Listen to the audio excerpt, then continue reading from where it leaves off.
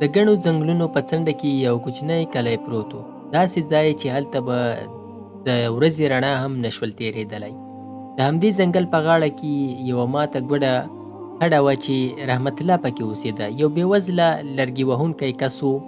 د هغه سره یې یوه مېرمن زینب او دوه واړه ماشومان حمزه او مریم هم اوسېدل چې ډېر وخت به د لوږې له امله په ژړا ژړا ویده کېدل. رحمت الله بېوزله کس و خو زړه یې شتمن و. کار کول یې عادت و او صبر یې یوازینۍ تکیه وه. کله چې به حالات ډېر خراب شول نو به یې اسمان ته کتل او ویل به یې: ای زما ربه، ته خو هغه چینجي ته هم روزي ورکوې چې په تیږه کې پټ وي. زه باور لرم چې ته به زما ماشومان هم وږي ویده نه کړې. خو هغه ژمی ډېر سخت و. 3 ورځې کېدلې چې په کور کې خواړه نه وو. هغه سهار چې رحمت الله ځنګل ته روان شو قدمونه یې درانه وو. یو خو وږی و او بل مسؤلیت ورله غاړې و. هغه کس کړی و چې نن به تش لاس نه راځي. خو نن ځنګل د یوې بلې کیسې شاهد و. تر غرمې پورې له ګرځېدو سره سره هغه ته لرګي وهیڅ شی پیدا نه شول. ستړی شو او د یوې ونې لاندې کېناست. سترګو ته یې اوښکې راغلې. ناڅاپه د بوټو د شانه یو سخت ویرونکی اواز راغی. لومړی خو وویرېدم، ځکه په ځنګل کې داسې غږونه اکثره د مرګ نښه وي. خو بیا غږ بیا راغی او دا ځل پکې درد و. ژور درد پکې و. رحمت الله ودرېد. د ویرې او انسانیت ترمنځ جګړه پیل شوه. په پای کې انسانیت بریالی شو. هغه ورو ورو د بوټو خواته لاړ او څه یې چې ولید زړه یې ولړزېده. یو لوی تور لیوه، ښایي د ښکارچیانو په اوسپنیز جال کې کلکه بنده وه، وینه ترې روانه وه. هغه تاو راتاو کېده او نشو خلاصېدی او اوازونه یې کول. رحمت الله ته 2 لارې وې: یا به تښتي یا به خپله ځان په خطر کې اچوي او مرسته به ورسره کوي. هغه ژوره ساه واخیسته او جال ته یې لاس واچاوه. ویې ویل: مه ویرېږه، زه به دې مرسته وکړم. هغه ورو وویل. لیوه هم په دې کار سره آرام شو. لکه چې پوه شو رحمت الله خپل ټول زور وکاراوه، جال یې راخلاص کړ او بالاخره لیوه آزاد شو. څو شېبې دواړه یو بل ته وکتل. بیا لیوه ورو ودرېده او پرته له حملې ځنګله ته ولاړ. رحمت الله د آرام ساه واخیسته. لاسونه یې تش وو. هغه شپه په کور کې اور نه و بل شوی. ماشومان وږي ویده شوي وو. د رحمت الله زړه هم مات شوی و. خو د شپې په نیمایي کې ناڅاپه د دروازې مخې ته غږ شو. هغه په لړزېدلو لاسونو دروازه خلاصه کړل او مخې ته یې همغه تور لیوه ولاړ و. خو دا ځل هغه ښکارچي نه و. د هغې مخې ته یو تازه مړ شوې هوسۍ پرته وه. د رحمت الله سترګې له اوښکو ډکې شوې.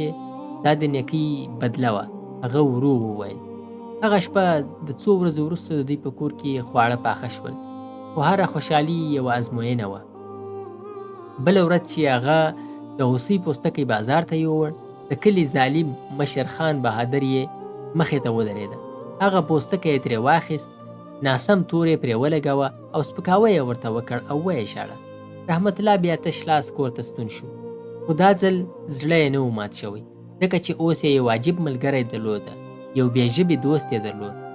ورځې تېرېدې، لیوه به هر څو ورځو کې خواړه ورته راوړل. د دواړو ترمنځ یو ناویلې اړیکه جوړه شوه.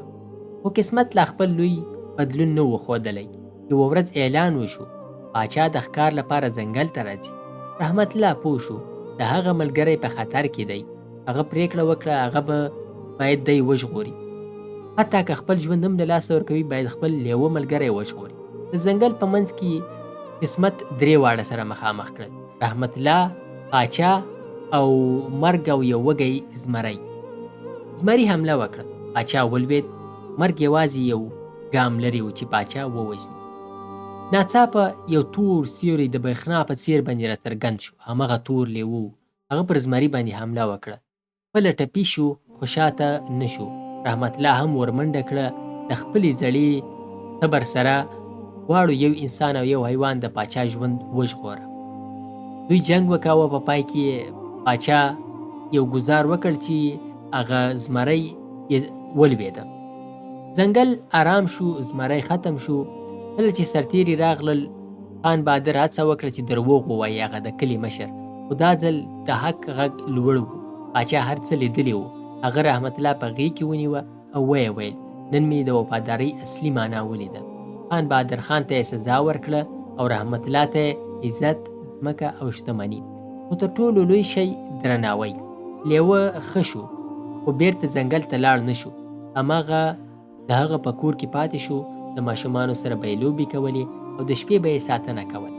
خلک به له لرې لرې د هغه لیوه لیدو ته راتلل او هر ماښام رحمت الله اسمان ته کتل او ویل به یې څوک چې د بل ښه کوي طبیعت ورته داسې انعام ورکوي چې هغه یې تصور هم نشي کولی. که مو دا کیسه خوښه شوې زموږ چینل در سره سبسکرایب کړئ. د نورو ویډیو لپاره او ویډیو هم د ملګرو سره شریکه کړئ. د کتلو نه مننه.